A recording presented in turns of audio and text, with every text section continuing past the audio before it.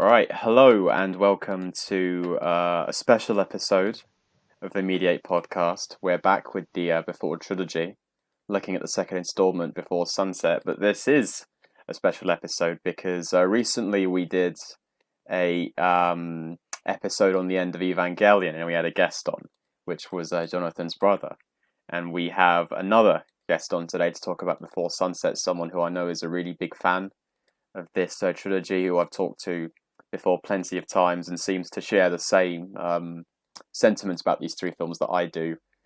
He's called Dylan and he's with us today. How are you doing, guys? Not too bad, not too bad. Excited to talk about Before Sunset. This is what I feel like I was born to do. I feel like the stars aligned. What, talk when about you're Before Sunset or appear on a podcast? Take your pick. How many times have you seen these films, Dylan? And is there any of the three that you've watched a lot more than the other two? I've definitely seen the second one the most. I watched it. I like it so much that I save the viewings. I don't want it to be oversaturated in my brain. I wanted to forget it and then rewatch it over and over. So I've seen it about 4 times. I think I've probably seen it around that, maybe 4 or 5 times. I know it's the same with Harry, right? This is the one that you've seen the most amount of times out of all 3. Yeah, I think this was my 4th viewing. Yeah, I think I've also seen them 4 times. Yeah, I know when I first watched it. No, actually, I think it was the second time funnily enough, it was the second time I'd watched it. I think the third time was within the same week or something ridiculous like that. Yeah. But it's such a short film that you could watch it once. 85 minutes, right? Something like that. Yeah. It's. I mean, me and Harry often joke that if we look at the clock and it's 10:40 p.m. We can say, we could probably fit in before sunset, before midnight, and squeeze it in. It's a very, very short film, and I think it's probably the shortest of all 3. I think for us to all walk away and say that, I think we're all in total agreement that it's the best of the 3 films. I do too. And the fact that it's the one that we've seen the most amount of times definitely reflects that. So Dylan, why is it the second film that you think appeals to you more than the other 2? Is there anything straight off the bat that you want to talk about? I've never really thought about it because I've seen the 3 installments as like they reflect where you are in your life, right? So like we're in our early 20s, most of us, all of us here, I'm assuming, and it should be the first one that we should be transfixed onto because we're in that stage where we may find that one person, but the second one I think is good for adults, so I can't really describe why it's my favourite, but aside from in that sense, but I think the subtext behind the film is what I gravitate most towards. Like, there's a particular scene where they've after they've seen each other and they're just starting to get used to each other again. They're talking in a cafe, and they say what they've been doing for the last few years, and they were like so close to each other but so far at the same time. Obviously, back then, no forms of communication. And they decided not to keep in contact to maintain the romanticism, right? But they recognize as they get old that what a stupid thing to do. Like keep your keep your close ones loved, keep your loved ones close to you, right? So, and I think that's one of the sections that I feel most. Yeah, no, I think it's something we definitely talked about when we did Before Sunrise. I think I would definitely agree with you, Dylan. What appeals to me about this film over the other 2 is that the first film is about 2 people meeting and falling in love, and it's a very, very magical experience over the course of one night. And the third film is almost a direct reflection of, sorry, not a direct reflection, but it's like kind of the uglier counterpart, where it's gone the completely other way, and you're seeing a marriage that's or a relationship that's been together for 9 years gradually kind of reaching something that could be close to its breaking point. But this second film has a very, very odd atmosphere, because it's about 2 people who once had a very amazing experience together, but it was a long time ago. So they're kind of strangers who haven't seen each other in a long time, but at the same time, they were once really, really close for a very short period of time. But it was still once, and I think kind of reaching that halfway point is probably the most challenging dynamic between the two characters to have across the entire three films. Don't you think? It definitely achieves the balance of the kind of fairy tale like magical feeling of the first one, and I guess the more grounded, the kind of realism of the third. In the circumstances in which they're meeting in this film is as kind of romantic as the first one, where it's like, oh, it's a chance encounter after all these years. They reconnect walking around sunny Paris, and it is incredibly romantic. But then I guess pretty much halfway through the film, the conversation shifts to kind of how miserable their lives are, and it really does like have the best of both worlds in terms of what this trilogy is trying to achieve. And it really helps that it's 80 minutes long, like we said, but it's a real time 80 minutes, and the characters don't have long. So you really do, even though it's a conversation led film, you really do feel that kind of like a ticking kind of clock as it goes on, and it's almost a thriller at times when you're just kind of, you want them to spend more time together, but you know that eventually he's gonna have to go back to the airport. And I think that kind of approach of it being a great balance between kind of romanticism and realism, and also the kind of ticking time bomb, just make this one stand out in a really excellent trilogy. I love all the films, but Yeah. this is the real masterpiece, I think. No, no, definitely. I think even using the word thriller is actually quite an appropriate word here. Because I think in 2004, I want to say, when people would be Yeah. watching the film, having watched the first one, they wouldn't have the hindsight that we know about the third film. Even though I hadn't seen the third film before the second one, I'd seen the poster.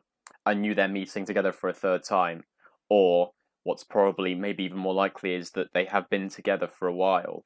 But I can imagine people at the time kind of feeling that anxiety preying on them, that, oh god, this is just going to be like the first film all over again. It's going to be another incredible encounter where these two people are clearly destined to be with one another. But by the end of the film, it's just going to be a repeat of the first one. Maybe they can't commit to each other for all sorts of reasons. I mean, God, all sorts of reasons. Jesse has a wife and a son, and Celine's in a relationship with a photographer at this point. So they have other commitments, but those are the things that might be keeping them apart. But actually, you're rewarded by a great final scene that kind of very, very heavily insinuates that these two people are going to, just with that final line, these two people are going to stay together, aren't they? Before, I think the casting choice for Jesse and Celine is obviously second to none. I couldn't imagine them being played by anyone else. And it goes even further in this film as well, with them both kind of being credited writers, Yeah. and how much they kind of you don't want to kind of read too much into their personal lives, but Ethan Hawke was kind of going through his marriage was failing, and he was about to get a divorce to Uma Thurman, like Yeah. as this film was coming out. Yeah. So it's hard not to read that he's kind of putting a lot of himself out there in this film. Yeah, and it's not just the real life events that are outside of the film. It's in the conversations. It's in the discussions. There's clearly a lot of emotion pouring through these three films in the way these two characters talk, and you can't help but feel like even if they weren't co-writers on this movie, Julie Delpy and Ethan Hawke, you still feel like these two people are so obviously written with human sensibilities that there has to be some of their personality in these characters. I mean, their conversations are so deep and they're so not small talky, I guess, is what I'm trying to say here. That there has to be some of these actors' personalities in the characters they're playing throughout all three of the films. Yeah, I think the involvement is also indicative of Linklater's ability as a director to know when to collaborate and when not to. It really changed my perspective on. I do want to be a filmmaker, hopefully in some sense in the future. And in my head, before the director was like sort of like a dictator in my head, where everything goes through him and it must be his. But he really shifted my perception on making films in the sense that he's using these people to his benefit. Obviously, if it was just his perspective, it wouldn't be a strong film in the sense that it wouldn't be a masterpiece if it didn't have the perception of Delpy and Hawke. Yeah, I mean, obviously Hawke and Delpy are playing these characters.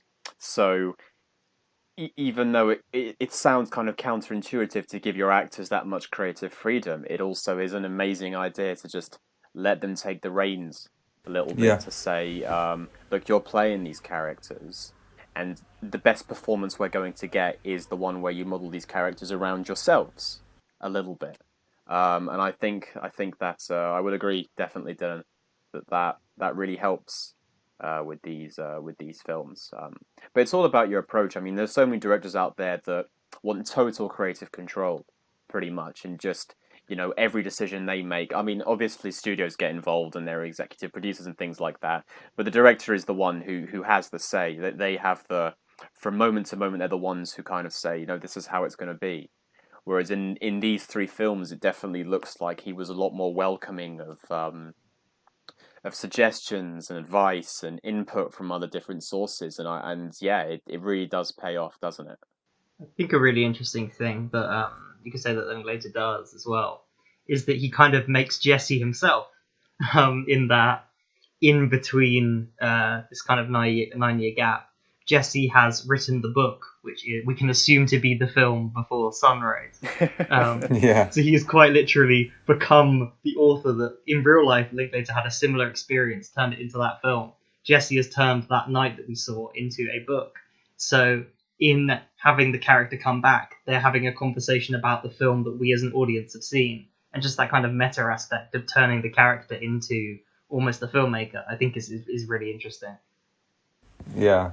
I do. I think that's pretty cool. Yeah. For sure, for sure. Um, and the real life events were a little bit tragic, weren't they? Yeah. Because in the film, of course, Jesse kind of confesses to Celine, in a way. I think I wrote this book because I wanted to find you, because I didn't. I was so angry we didn't exchange phone numbers, which is obviously just such a stupid thing from the first film. Um, and he wrote it in some way to have that connection again with her, hoping that she would read the book somewhere, and she would come and see her maybe at his book stop in Paris. And I know Linklater, I think, made these films because of that experience he had, and it was to find someone.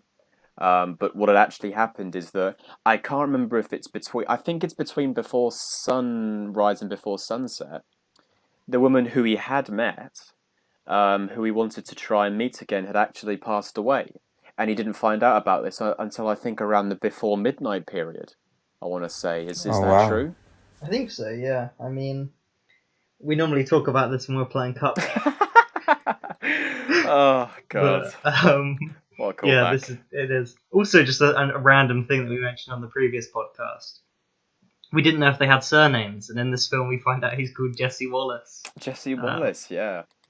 that's just a really random thing that doesn't really mean anything. Yeah.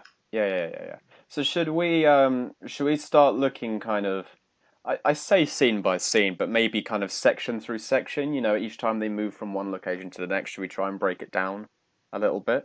So obviously it starts off with the book signing. Jesse is now maybe not an accomplished writer, but he has written a book that seems to be doing fairly well from what we know about it. And he's at his last signing in Paris on his journey. He's done, I think he says something like 12 cities in 12 days or something like that, something really, really crazy. And he's there talking about his book. Obviously, the book is about that night that he spent with Celine. And at this point, you don't really know what happened. At the basically, you don't know what happened in between this film and the first film if they actually did meet back again on that platform. And before I'd watched Before Sunset, I actually thought the film was taking place when they meet up 6 months later. I don't know why. I think at that point maybe I didn't know that it was meant to be 9 years, quote unquote, in real time. But I actually thought that the second film was about them reuniting on that platform. But it obviously doesn't do that. It does something far more interesting. And so that's obviously the big question that's going through your head at that point. Did they meet again? And you can, I think, figure out quite quickly that it didn't happen. You don't know what the cause was, but it probably didn't happen. And then Celine turns up. He's pretty much just finished. He's got a plane to catch at some point, and Celine comes to surprise him, and it kind of throws him off a little bit. And they talk, and then he says, "Okay, I've got a few hours before my plane leaves. I'm just going to be sat in an airport doing nothing. Do you mind if we talk?" And in the usual before fashion, it's just those two really having a conversation as they walk around some European city. But it's a good opening scene, isn't it? Again, it really establishes that kind of very very typical before atmosphere. You know, it's even though it's him in a conversation really between three other writers or three other journalists. I mean to say, um, there's automatically that sense of yes, we're watching a before film.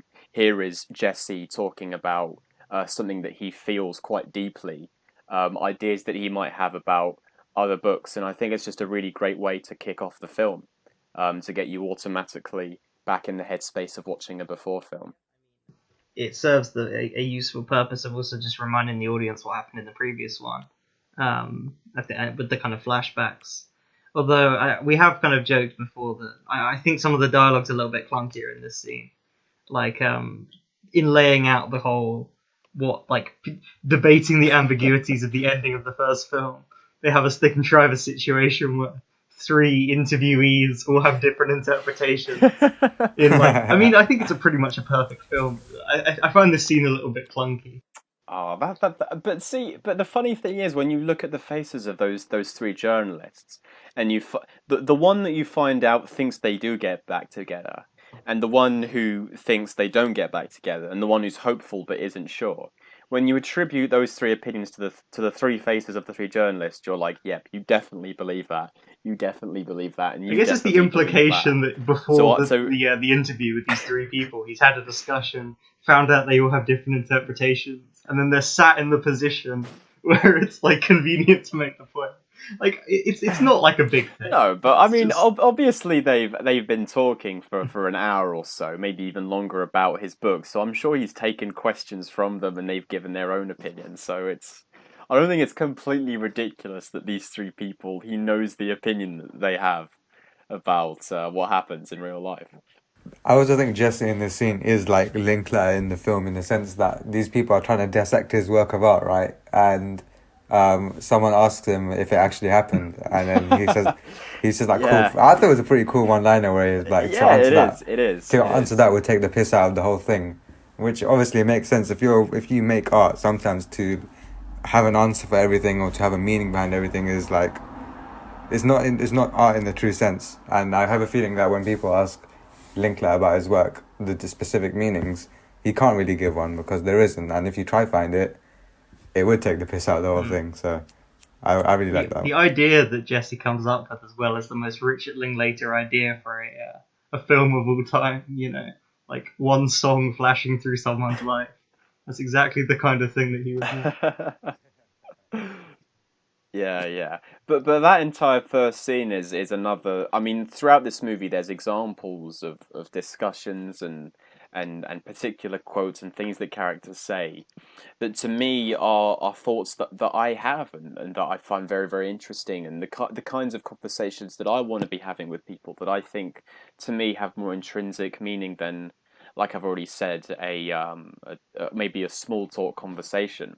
So when I think I mentioned this on the Before Sunrise podcast, I mean in the opening scene he already says something that massively appeals to me, something that I completely agree with, which is to do with his life having drama to him in his own eyes, and he talks about how he's never been in I can't remember the exact quote, but it's to do with being in some kind of helicopter chase or something like that. You know, he's never been in an action packed situation, but to him, his life has been full of plenty of drama, and that's what motivated him to write this book. He was obviously thinking a lot about the events in the first film, and I'm sure it's what motivated him to do that. And I feel the same way. I mean, I can't have this claim that I've been in anything really that action packed, but I feel like my life has had drama. And I mean, these past couple of years, in my own writing style, when I sit down and actually write a story, I take so much of my own personal experiences and put them in my work because otherwise, there's really no point. And I think Jesse would completely agree with that. There's a Scorsese quote where he says the most personal is the most creative. I think Bong Joon-ho said that in his Oscar-winning speech, Mm. which makes sense. You can only write what you know realistically. So, yeah, that makes a lot of sense. Yeah, yeah, exactly, exactly. And in fact, isn't that another thing that Jesse says as well? Write from what you know. I think maybe even word for word in that first scene as well. So yeah, it is really really good. And afterwards, they end up well walking around Paris for the rest of the film, pretty much, going to different stops along their journey. The first big one being a cafe, a French cafe, but before that French cafe, they actually have the conversation. And Yeah, it's a very interesting choice for me because settling down watching Before Sunset for the first time, I was thinking, okay, the burning question that I have right now is, did they meet on that platform? I mean, I'm not too sure, but I'm leaning more towards they probably didn't. Um, but what I thought the smarter thing to do in terms of, building up your building up that kind of uh, building up that burning sensation to have that question answered to the point where it becomes such an amazing relief towards the end of the film when you find out what actually happened on that platform would have been the right way to go forward. But actually, I think it's a lot better for them to address that so early because, first of all, it makes sense for them to have that conversation and that early on. And also, it leads to very, very interesting conversations that they have about the past 9 years later on. yeah. I think even on that walk to the cafe, they talk about different works, different things in her life that obviously kept them away from each other. If she says that her grandma died, which is the reason, which is obviously a valid reason why she couldn't be there, right? Um, Yeah, and this and that's what's essentially stopped them from getting together because the romantic in me sees them being together 6 months after and carrying on like nothing ever happened. But because something so yeah. tragic happened, it kept her away. I do think that's what Linklater thinks about romantic relationships, where stars do have to align. Like some people should be together, but they can't uh, because of how things are in their life, and that's why people gravitate towards Jesse and Celine because everyone has a thing in their life where they're like, what if that didn't happen, or what if that did happen, and it's almost like a second chance at something, which means a lot to them. Mm. And when they have that conversation again, my what I was thinking was, okay, well, they've addressed this, what happened on that platform. But again, the smart thing to do would be you can quite clearly see that Jesse went. You can see it in his performance. The way that he speaks is well, Julie, Celine says, I wasn't there. My grandmother had died, and I wish I had. And just in the way that he acts in his performance, you can quickly tell that he did go, even though he doesn't want to admit it. And again, my thinking was, okay, I can quite clearly see that, but the smart thing to do would be to build up that tension. I mean, he wants to tell her, he wants to kind of maybe even lose his shit a little bit, and tell her that he has this anger. Maybe anger is a bit of a strong word, but he does have this almost regret in him, and really wants to hear like an actual proper reason for why she wasn't there. But again, I think you find out almost instantly, don't you? Afterwards, after they have that conversation, that actually he does tell her pretty much straight away, I did turn up and you weren't there. And I'm mad that we didn't exchange phone numbers or something like that. And again, it's another example of how the film kind of played with my expectations a little bit in ways where I was thinking, okay, the logical thing to do from a screenwriting perspective would be to embed these ideas early and have them pay off later on. But I mean, an 80-minute film, I think Linklater realizes, okay, if we're gonna have maximum drama here, we're going to have these characters have this conversation about what happened on that platform, and also have Jesse say, "Look, I was there and you weren't," straight away, so that things can kind of ensue from that. I think that's quite good. It's also kind of really smart narratively, I think, just because I mean these are kind of romantic films, but it's been so long. Having like neither of them turn up and then he's written this book, or both of them turned up and it didn't work out, just don't kind of create that conflict of the audience wanting them to get together. So I think it's the perfect kind of decision to have one show up and one wanted to but couldn't, and then I guess the way that they address it straight away because it's what the audience want to know, and it's one of the strengths of the film is that you are so invested in these two because you've seen this kind of magical first film that you really want them to be together. And they I guess they want to be together, but they're kind of not going there yet. And we'll talk about the cafe scene obviously, but it's interesting how the film very slowly, as it goes on, they're talking about more and more kind of deep stuff, but not as personal. Like, oh, like what are you doing? You know, how are you? How have you been? Politics and stuff, jobs. And only when you get to like the second half does it really kind of break down, and they get into like the personal stuff, like why didn't you go? Or, like, you know, that kind of deep yearning comes in later. It also lends to it lends to the realism that Harry was talking about, in the sense that in the first one they don't really deal with any repercussions of their lives because they're traveling Europe free. But in this one, they're obviously dealing with repercussions of not keeping in contact with each other, and repercussions of their own of the things they've done in the 9 years away from each other. It feels like they're trying to recreate this kind of magical, carefree date night they had together. And to do that, they have to ignore their lives essentially and all these like problems that they have, completely divorce them to try and create this magic again.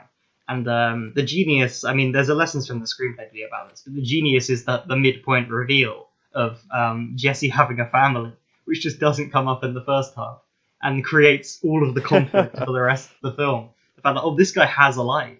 Yeah. Yeah, and it's not even just in this film. I mean, I'm again. I feel like all I'm saying right now is I mentioned this before in the Before Sunrise podcast. But on that podcast, I talked about how these three films are so closely knit in the way that personality traits are so. I mean, they echo throughout all three films, and topics of discussion, things that are really significant to these characters, end up becoming big conflicts to them. Um, and like you mentioned in this film, I mean, the literal bomb drop that Jesse has a family ends up becoming actually one of the big central points of the drama in the third film, where, I mean, I think they have a near 30-minute argument, possibly even longer than that, in a hotel bedroom, just those two. And what really sets it off in the first place is a conversation about Jesse's son. Um, so all these common themes, these common threads go from the first film all the way to all the way through to the third film. And again, it's not just in terms of I guess story beats, if you want to call them that. But like I said, personality traits throughout these three characters feel so consistently written, but they're consistently written in a way where they feel like they do grow, and they do, you know, become more mature as the as the three films go on. They do discover more things about themselves, but it's still, without a shadow of a doubt, Jesse in all three films and Celine in all three films. I mean, the conversations that they have. You know, if I want to name something, if I want to name an actual example here, Celine has always had this kind of, maybe obsession is a strong word, but there is this kind of attraction to her insecurities about death, and it's something that gets brought up in the first film, and she talks about it in the second film, and these kind of consistent themes the characters have, you know, what actually matters to them is always recurring. And as well, Harry, you mentioned how kind of the conversations in this film are so well written in the sense they develop. Because towards the start, yeah, maybe it is a bit more small talk. It's about, oh, what kind of job are you doing? Oh, you were in the States for a while? That's really interesting. Things like that. And then as the film moves on, they start talking about more personal things, and it's more about, you know, the kind of conversations they were having in the first film, you know, about like, okay, if this was the last day of the universe, what would you spend doing? Things like that.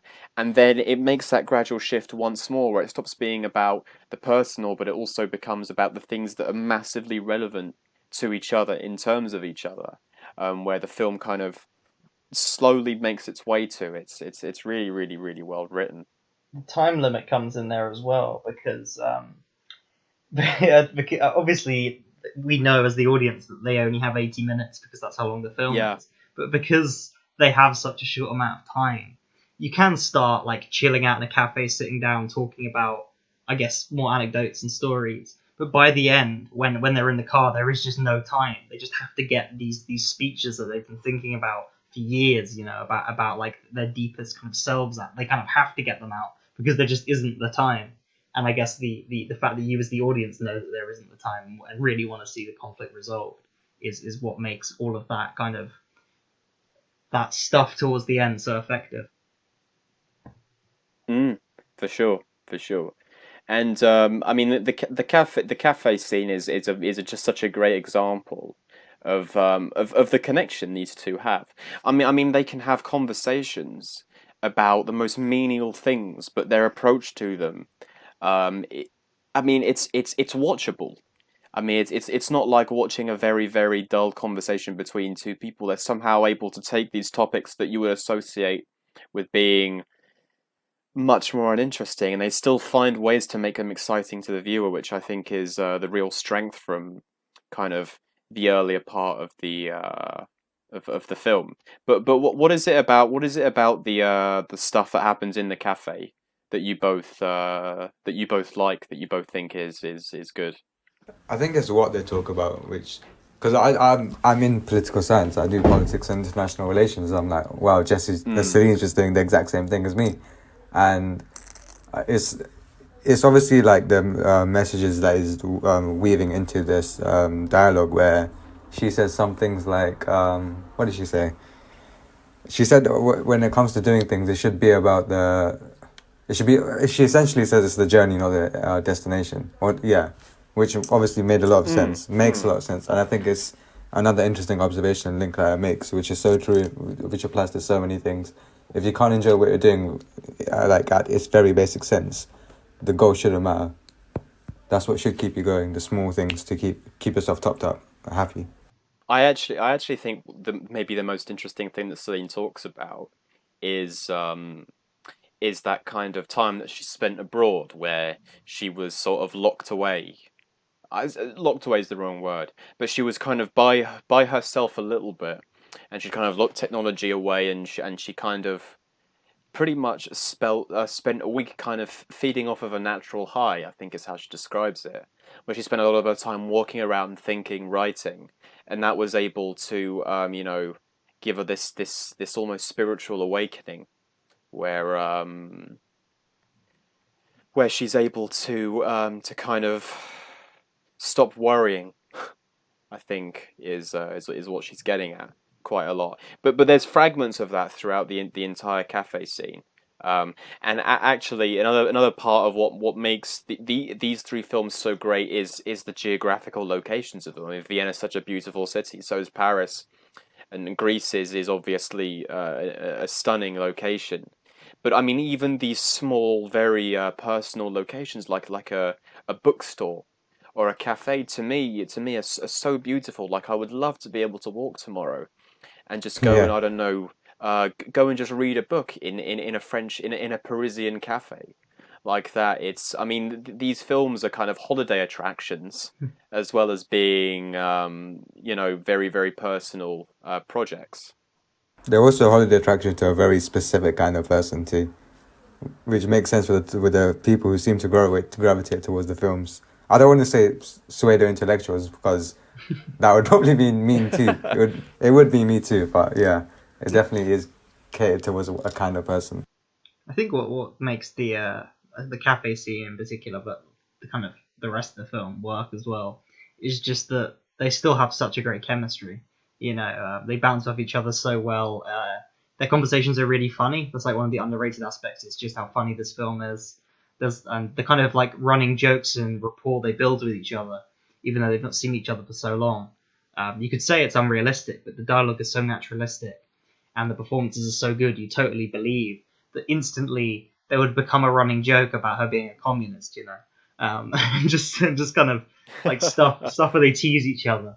Yeah, I think the cafe really it makes that kind of strong start where you're like, oh yeah, these guys together are great. Like I could just kind of watch them be together all day. And again, when the drama kicks in, when there's not enough time, having that investment in this relationship and knowing like you've kind of just seen them like casually being at their best, you really want them to stay together, which is so important.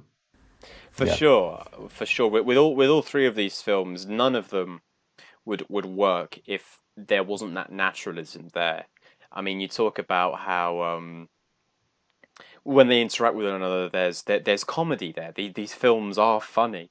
Well, the third film maybe less so, but the second and first film for sure. There are very very light-hearted and fun moments where you laugh along with these characters, and it's because you almost consider yourself friends with them. You know them so well. I know it's three films and not one film, but they're all very short films. But I feel like over the course of the three films, I've come to know who these people are so well that when I go back and rewatch these films before sunset, especially in those small moments where they're just Celine is saying some anecdote about some unpleasant experience she had with a police officer in New York.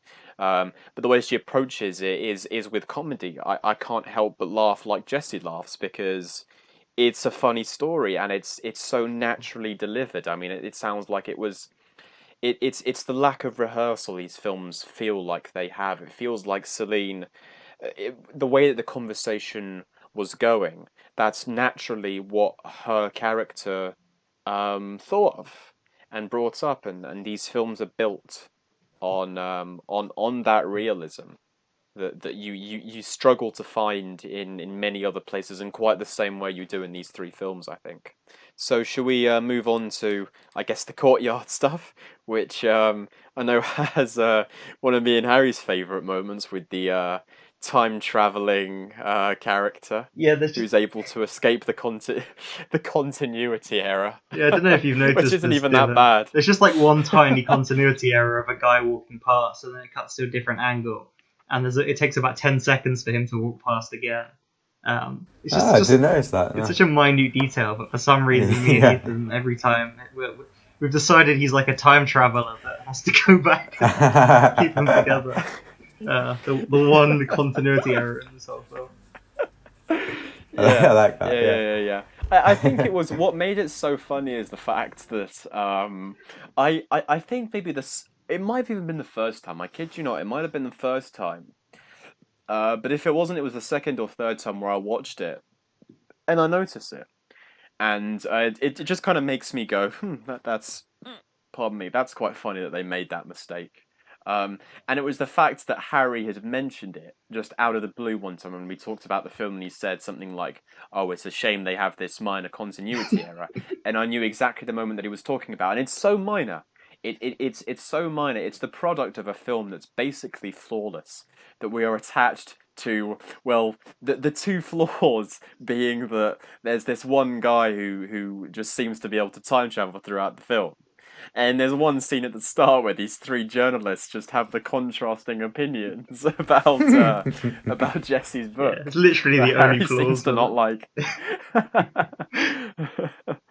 Yeah, so that's probably the funniest part about yeah, yeah.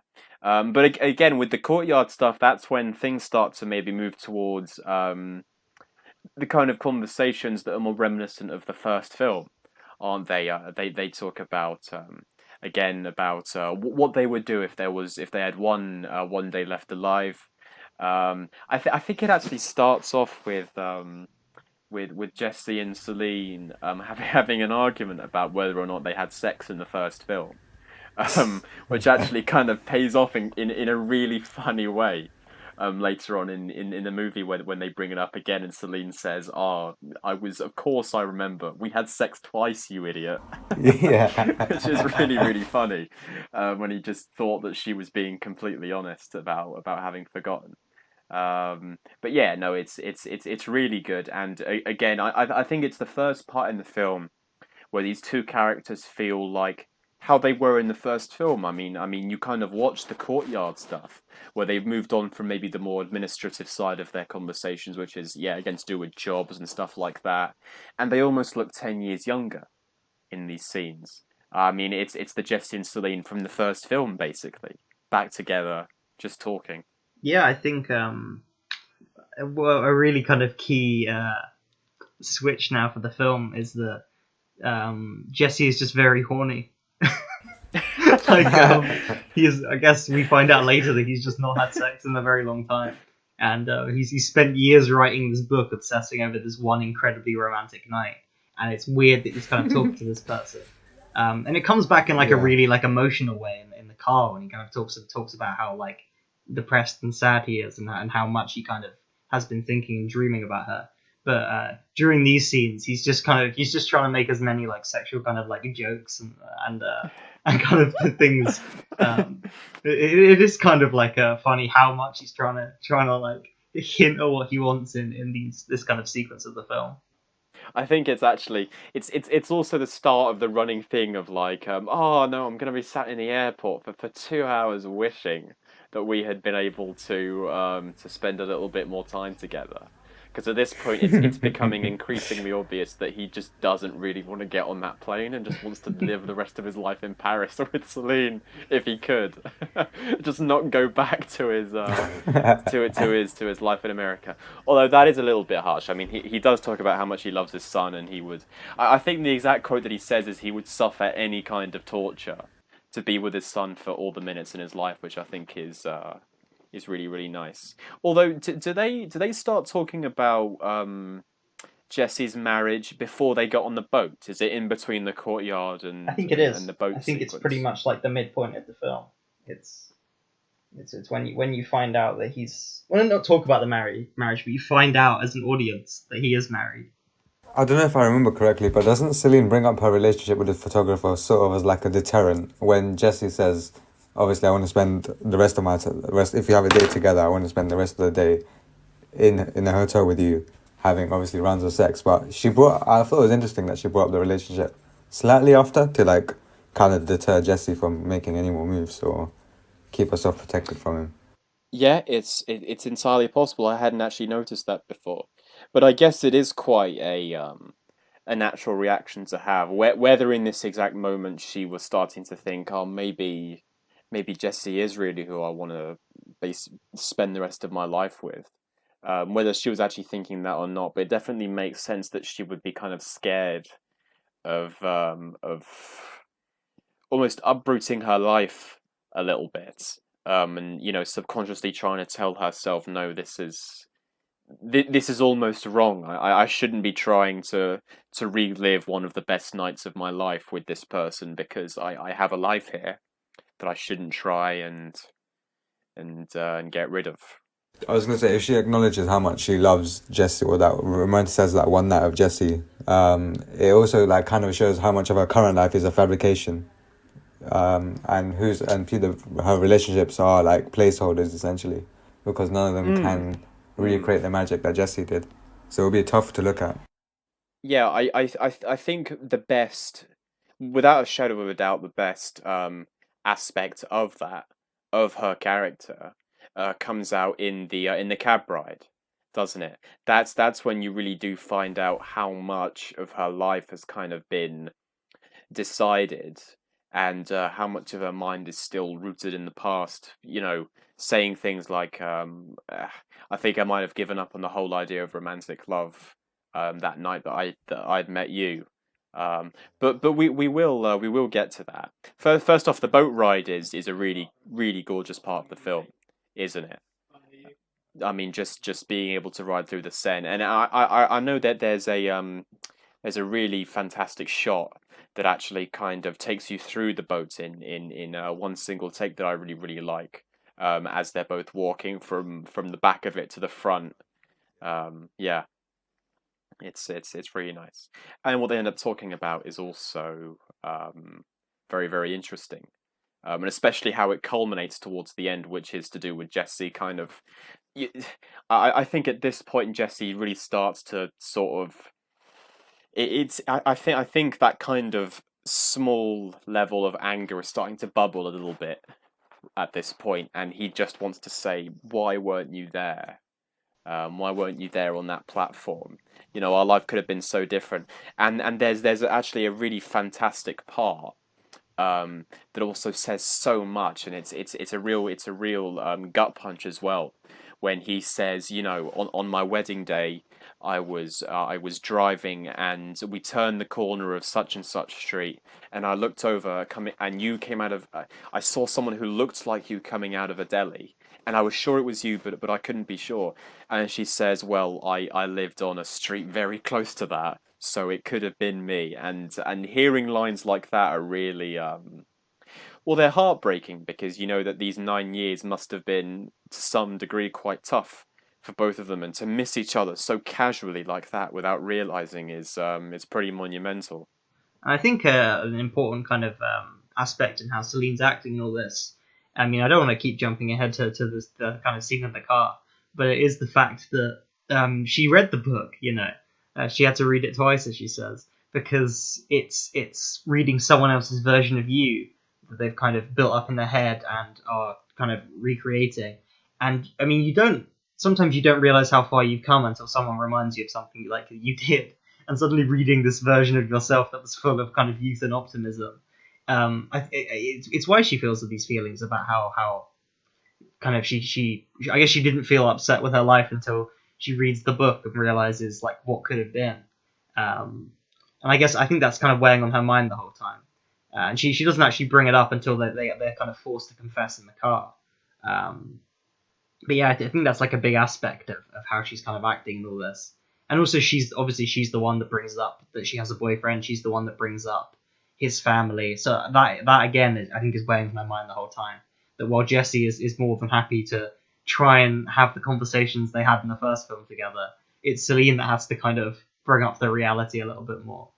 Yeah, I guess Jess is kind of rooted in dreamland a little bit too much. I think the cinematography in this scene too is also a bit standout in the sense that every time there's a one shot of Celine, it's obviously from the perspective of Jesse, but it's shot on film too. I'm pretty sure, and you can see how like there's like a angelic sense behind Celine, where there's the whites are there's like an aura around her. It's obviously shooting in midday in Paris in the heat, but those shots of Celine are always like embedded in my head because that's where I feel like she's there to appeal to Jesse the most. I mean, there's a reason why the poster of Before Sunset is them on the boat. It is probably the best looking part of the film, that one boat ride, where they talk a little bit longer. And what comes out of that is also maybe, I don't know, maybe the best scene in the film, which is that cab ride. And I think both of them start to get realistic with each other in such a way that is very it's quite distressing. It's really distressing because Selena's kind of had this opinion that compared to Jesse, her life has gone down the shitter a little bit, and he's in a very happy relationship. He's a fairly successful author, and she doesn't have that at all. And Jesse, of course, has his own insecurities. And then when these things come out and kind of clash in this one cab ride, um, it makes for great drama. It makes for really really compelling drama. And I think everything in that monologue that Celine says is written with such nuance, and written with such is written from the perspective of someone who has quite clearly gone through what Celine is saying. I don't know if Julie Delpy had much of an input in Celine's dialogue in that one scene, but I mean the way that she talks about love and dying romance, and all of these extremely complex emotions and complex thoughts that she's had for the past 9 years. They're presented in such a harsh way that has such a realism to it, and I think that's another really benefit. Sorry, a big benefit of these three films, where I mean, it's such an ordinary concept to have two people basically walk and talk, but the product is two such multifaceted characters. And I think some of Celine's real foundations as a human being come out in this one scene in a way that I don't think you really get as much throughout the rest of the three films. I think that's the real power behind that monologue. I like that they both essentially take turns in delivering their like Oscar speech or whatever, the Oscar scene. Like, or you can imagine Richard Linklater's like, you got to write a scene that summarizes your character and bring it back to me by like Thursday, and then they both do it. But yeah, they are fantastic. Both of them back to back. The way they kind of bring forward, like, tell you essentially the subtext of like what the characters have been wanting to say this entire time and what this has all been building to. I guess the performance is absolutely fantastic. Like just the kind of, I guess the way it's shot is really effective. You kind of, you can't really escape it. There's almost a bit where Celine kind of wants to leave because the emotional scene is that intense. She just kind of wants it to be over. And the fact that he's quite literally like heading for the airport, so this is like the final moment they have together. Well, obviously it isn't, but that's kind of what you think. That just intensifies and heightens all the emotions in the scene. I think it's really really good. Not to mention the fact that obviously what they say is the real kind of thing that stays with you. For sure. And one of the best moments throughout the scene is actually that moment where Jesse's kind of breaking down a little bit, and he wants to kind of cheer up and say, "Well, you know what? My life isn't actually as great as you think it is." You talk about how kind of men break up with you and get married, and then thank you for having taught them about respecting and loving women. But my life is I think he says is 24/7 bad. And yeah, and he talks about how his relationship with his wife isn't particularly great, and it's almost it feels like a placeholder the way that he describes it, as it's kind of a halfway point to the search for something better. And then there's that amazing moment where he kind of looks out the window and he's recounting a recurring dream that he has, where he's at the platform and she keeps going by on the train, going by and going by and going by, and she kind of looks at him and she wants to sort of tussle his hair a little bit. But then he kind of looks away from looking out of the window, and her hand immediately darts back. And again, it's such a lovely moment because it highlights what these characters, what she really wants, but what these characters really want, but are kind of afraid, and they're so close to achieving it. They're so close to being with each other, but there is something that is just slightly, ever so slightly holding them back. And I don't think it comes through anywhere near as well as it does in that one moment where Celine is just looking at him so fondly and just wants to tussle his hair, and pulls her hand back because he kind of his head moves a little bit, and automatically it's too overwhelming for her, and she pulls it back. Yeah, the little glances between them are really good acting. Oh Like God, they're just like kind of yeah, and the hand out. it is. I mean, when he recounts that dream, it's like, I mean, are these guys even acting right now? This Yeah, just feels like Julia Telpy and Ethan Hawke have in real life met on a train once, and then spent a night together, and then 9 years later met up again. I mean, you're right when he recounts that dream. The way that he describes it, it's so. I can't use a word different than real. It's so convincing. It's so convincing. The kind of the melancholy and the misery in his voice when he talks about that, and that kind of that feeling of dread that he's had these last 9 years not really being with her. I completely agree with you, Dylan. It's amazing the way that he acts, even when he just recounts that dream. It's so believable. I also like the fact that they laugh at each other's like obviously misery. Like I think I did it just before. You're talking about how he said his life was 24/7 bad, and I just couldn't help like just chuckle a little bit. Yeah, because you picture Ethan Hawke saying that, and he's like, "Okay, my life is 24/7 bad." And it's the way that line comes out. When I think about it, I'm like, yeah, that is pretty funny. Sometimes there's nothing you can do but laugh at the situation. It's that dreadful. Oh, definitely. But I think it's also because he's just trying to cheer her up at this point. isn't he? Yeah, I yeah. mean, she's kind of crumbling in front of him, and he wants to kind of make her feel better in some way, I'm sure. And his way is to basically say, you think your life is awful. Well, in comparison, my life isn't that great either. And yeah, he has to kind of see the absurdity of it a little bit, and I think that's what brings that through. But it is a funny line delivery. There are so many lines in this film where I think of the actors delivering them, and it does. I have that same thing where I just want to chuckle out loud because I'm like, yeah, that is quite a funny moment. I think it's the relationship the Ethan Hawke is in is also Jesse's in is really kind of cleverly delivered. Obviously, we've talked about how it's kind of almost like a twist that like comes at the midpoint. But I think it would be easy to be like, oh, she's horrible. I hate her. I want to get out. But like the characterization that you find out, like, she's actually a nice person. She is a good mother. It's just that they don't have this kind of connection. And I think it sells you really well on the fact that he really cares about his son. It makes sense that they got together, but what I'm trying to say is they essentially have to make you want him to cheat on Yeah. her, which is like it sounds horrible, but I think they do a good job of like not villainizing her to make it like, oh, like fuck her, you got to be with Julie Delpy, but also just honestly being like, look, he's just not happy. He's never going to be happy with this person. And I find obviously I don't want to talk about the third one too much, but the fact that we never really see her, I think is quite interesting, and she's characterized in that a lot more as the kind of an antagonistic kind of person. Um, I do want to just say a very interesting fact that I've just found out.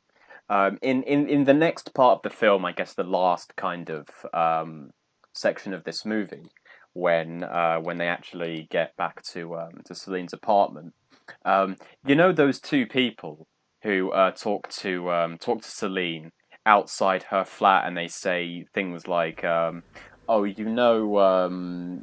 who is this cute guy? Is he going to? Is Well, he you going?" know that they say this, Ethan, but it's not subtitled. You just speak French. Oh yeah, yeah. I forgot that I speak French, so I actually do know what these characters say. Ah. Um, but anyway, you do know the characters I'm talking about, both of you, right? They're these two old Yeah. people, and they're having like a barbecue in the courtyard outside her flat, and Yeah. they ask if Jesse's going to stay and eat.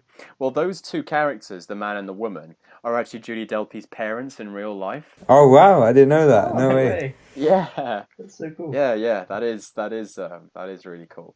And what actually happens after that is another really great part of the film where Jesse's asked, okay, well, it's pretty much it, but you know what I'd really like to do?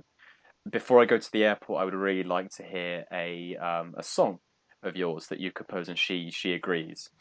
And it's the great part before they actually get to the apartment is that very awkward walk up the stairs, isn't it? It's like you can really feel that uncertainty between the two characters, not really knowing where things are going to lead. You kind of, at this point, know so much about how they felt over the last 9 years that you kind of know where secretly both of them wanted to go towards, even if it's something that might be a little bit difficult.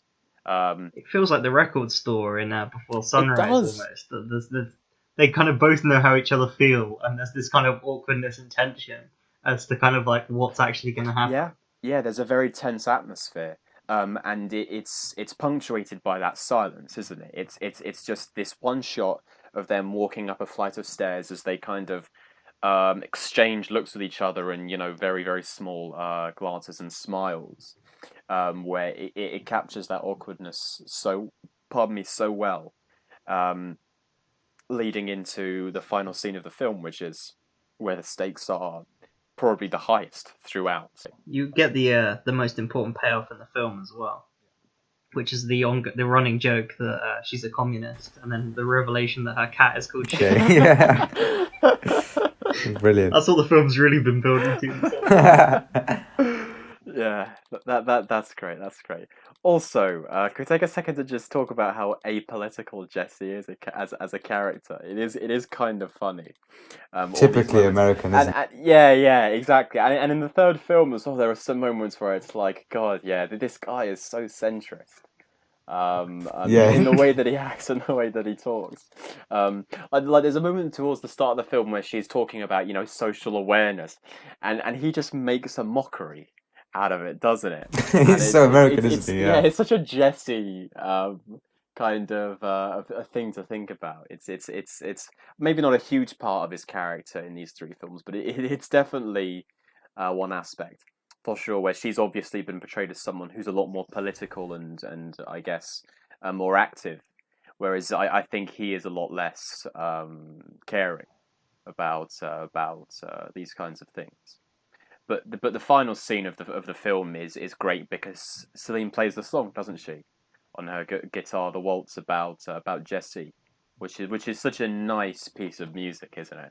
Yeah, and obviously Judy Delpy wrote and kind of performs the song, and the film opens with the song that she wrote and kind of performed as well.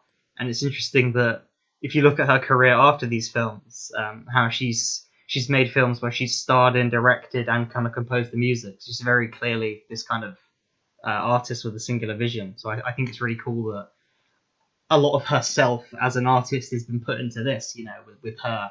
I don't know if it was her idea to do the song to kind of close the film, but the fact that she kind of performs it and has another song in the film makes me kind of feel like that might have been the case. So I really like that it kind of shows this talent that she has as a performer, and then I guess as an emotional climax of the film, it's just really effective. And like you say, it's a really kind of lovely song and a great way to kind of. I know it's not the final moment, but to kind of culminate everything that's been building up in this really kind of sweet way. Definitely, and I think music is such an excellent way of evoking something. I was about to say without words. Of course, there are words because there are Yeah. lyrics in the song. But it is a way to evoke something so strong without really any dialogue, but just some very sweet words about how she feels about Jesse, shown in such an adorable way. The song is so sweet.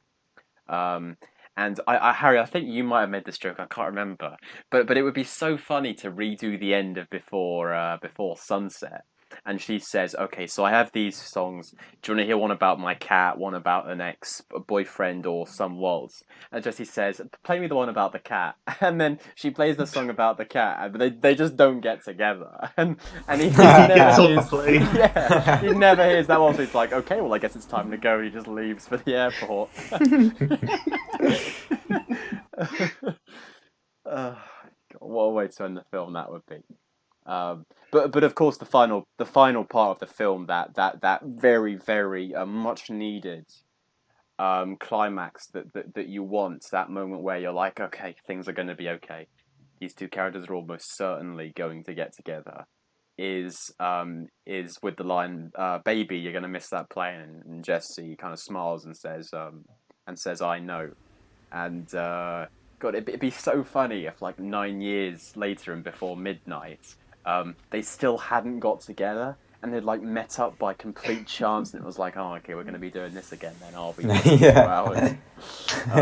But yeah, no, that one moment just tells you everything that you need to know. It doesn't. It's such an optimistic, hopeful final line that insinuates so much with two words, "I know." Going by basically the statement she's just said, it just fills you up with so much happiness. I think to see Before Sunset end in such a great way.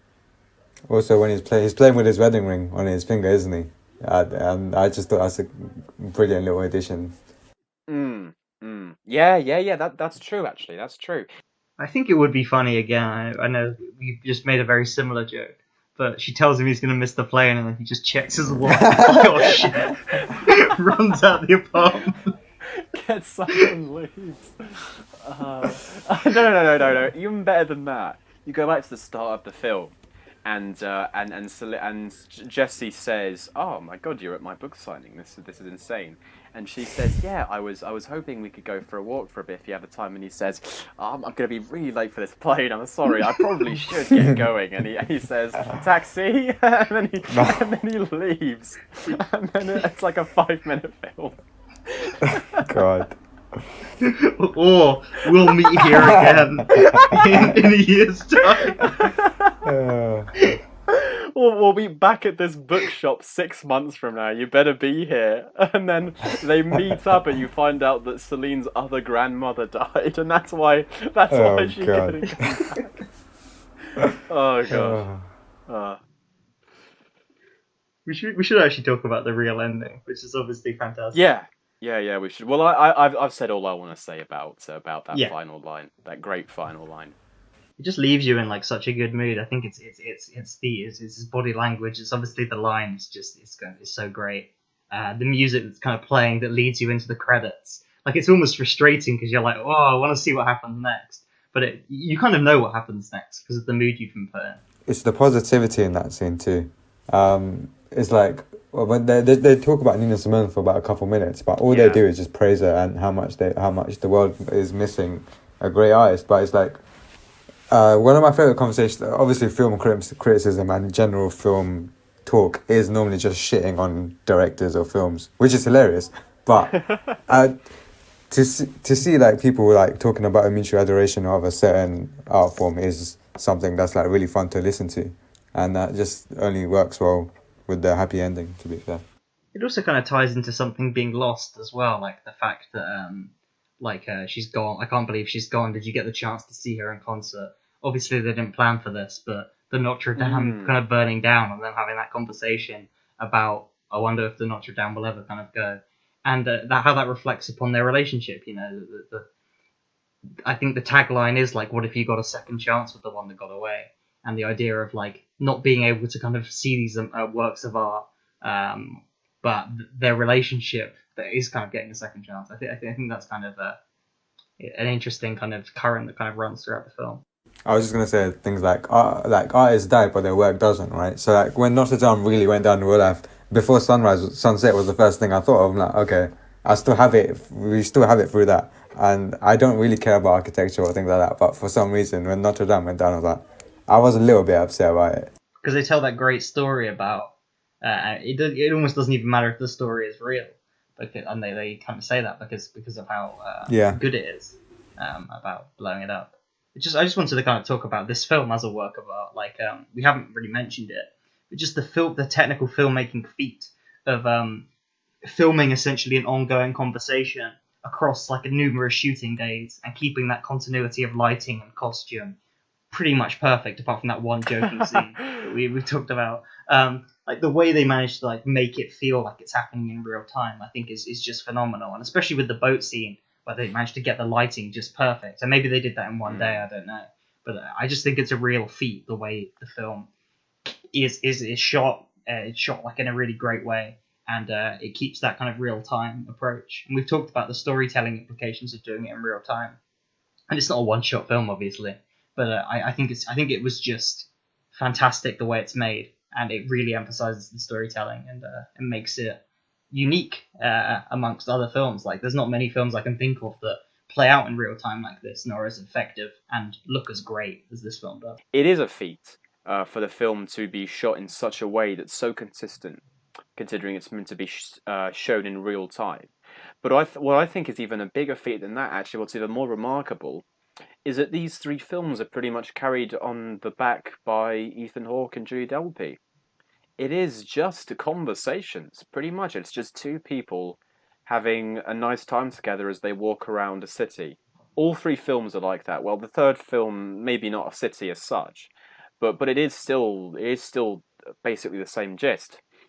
And I think that that's so impressive. I mean, I'm always blown away a little bit when I watch films that have a very, very minimal cast, and it's just about the relationship between two characters. I mean, I know I've talked about Persona before on the podcast. Persona is my favorite film, and that's just a film about two different characters, and well, not the quality time they spend together, because it's not really quality time, but they do spend time together. And again, last summer I watched The African Queen with Katharine Hepburn and Humphrey Bogart. And that's another example that comes to mind when I think of a 2 hour film where it's like those 2 hours are pretty much just two characters in the company of each other.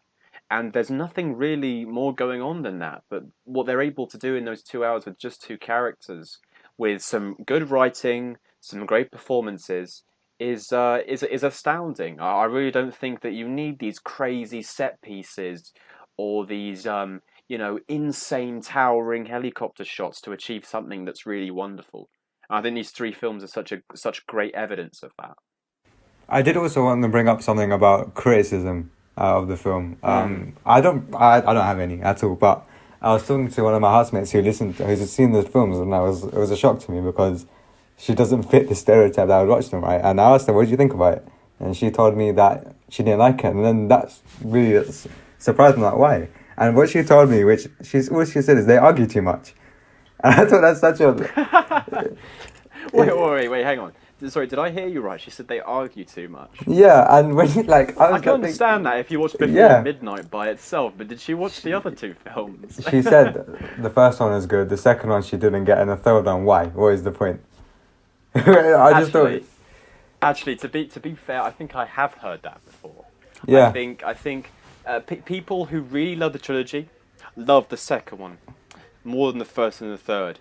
But people who don't love the trilogy and just think it's good or just fine, they don't get the second film. Weirdly enough, they don't find yeah, it as hooking as the first, which they often say is their favorite, and the third, which they just don't think is a good film. Full stop. Which is just it's just complete nonsense. But I know the real reason behind that. It's not because they think it's a bad film, so to say.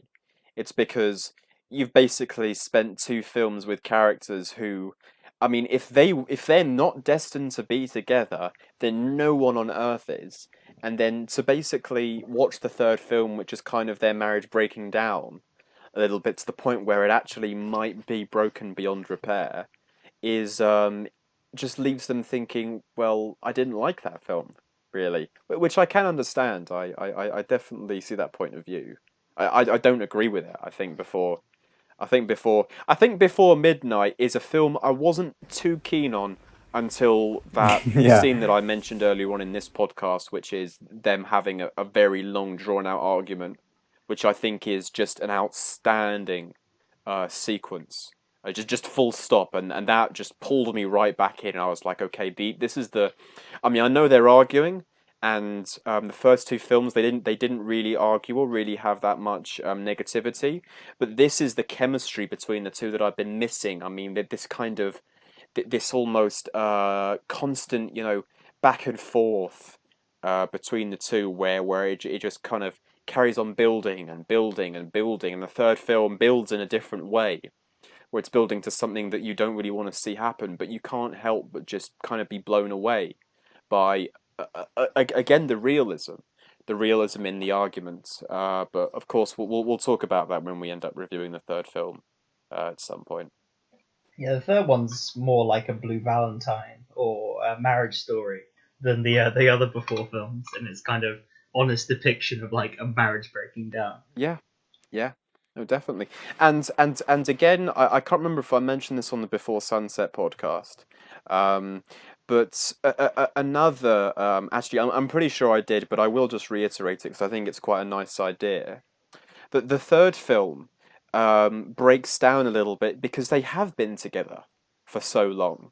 Um, we talk about how these two people are obviously great for one another, but we have to remember that they've only really experienced each other in like 12-hour sequences. I mean, if that, like the first time they met for less than a day, and the second time They make a joke I I, about th- that, I think right? they must do.